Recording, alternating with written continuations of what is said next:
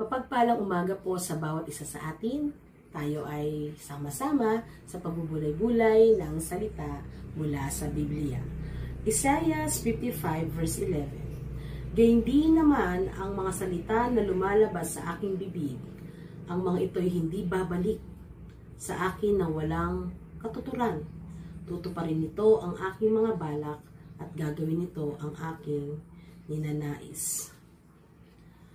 Isa sa powerful part of our body is our tongue, ang ating dila na marami ang kayang sabihin, no? Marami ang kayang ipahayag. Sa isang araw, ilang tao po ba ang nakakausap natin?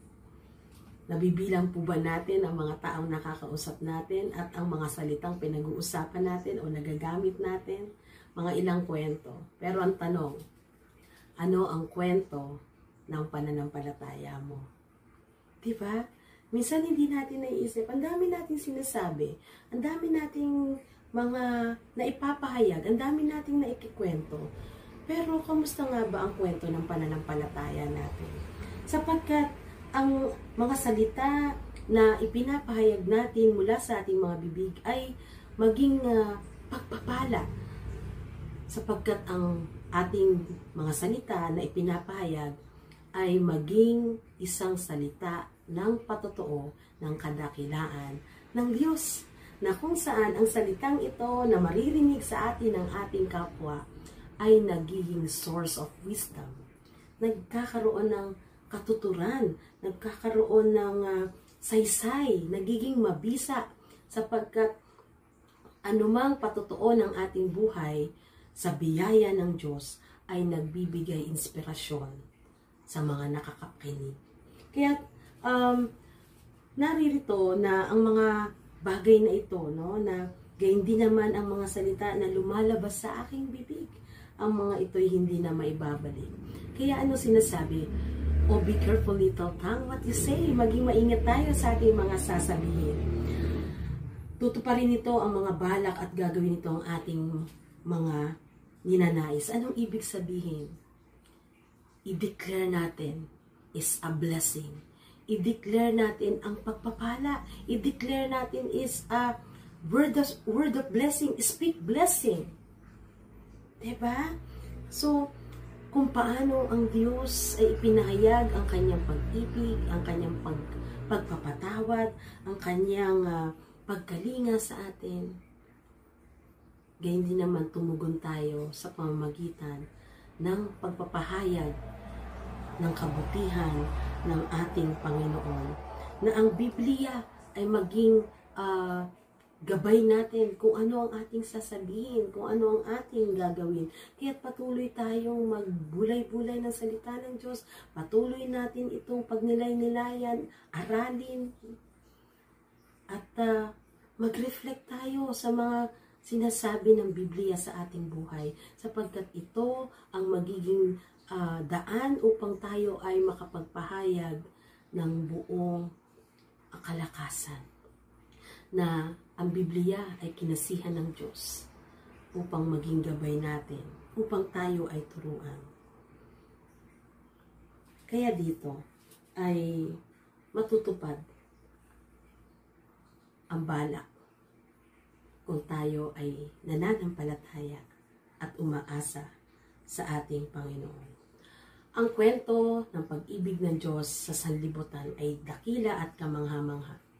Gayun din naman, magkaroon tayo ng kwento ng pananampalataya na magiging pagpapala sa ating kapwa at magbibigay ng pag-asa sa mga nangangailangan ng kalakasan. Mga kapatid, kung paano tinupad ng Diyos ang kanyang pangako sa bawat isa sa atin at patuloy niyang tinutupad ang pangako niya sa bawat isa sa atin. Maging instrumento tayo ng katuparan ng kalooban ng Diyos.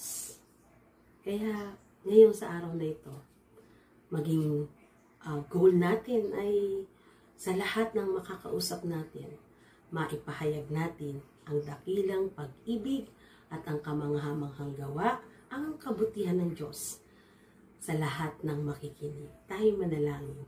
Dakilang Diyos, napakabuti mo sa amin. Ikaw ang unang nakinig sa amin. Ikaw ang unang tumanggap sa amin. At sa mga karanasan ng buhay ay makakabuo kami ng isang kwento. Kwento ng katapatan mo, kwento ng iyong pag-asa, kwento ng aming pananampalataya.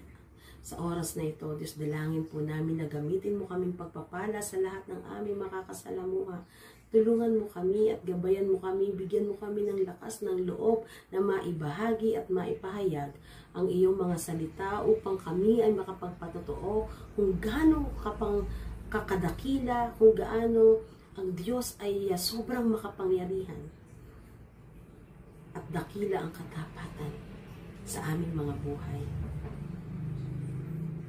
Gawin mo kaming daluyan ng inyong pag-ibig. Gawin mo kaming instrumento ng iyong kapayapaan. Gamitin mo kami, O Diyos, na katuparan ng iyong pag-ibig at pangako sa lahat ng aming nasasakupan, sa lahat ng aming maaabot.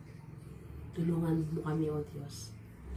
At gayon din sa mga sinumang nangailangan ng encouragement, kailangan ng kalakasan, kailangan ng tugon mula sa inyo, O Diyos. Mahabag po kayo sa kanila. Mahabag po kayo. Tulungan sila sa mga nangailangan. Tulungan sila sa mga may sakit. Pagalingin niyo po sila. Sa mga patuloy na umaasa sa katugunan sa kanilang panalangin, dinggin niyo po sila.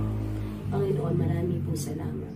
Sapagkat sa pamamagitan ng aming pananampalataya sa inyo, umaasa kami na matutupad ang aming mga panalangin ayon sa inyong kalooban. Ito po ang aming panalangin sa tanging pangalan lamang ni Jesus. Amen and Amen. Mga kapatid, tell the story of Jesus. God bless everyone.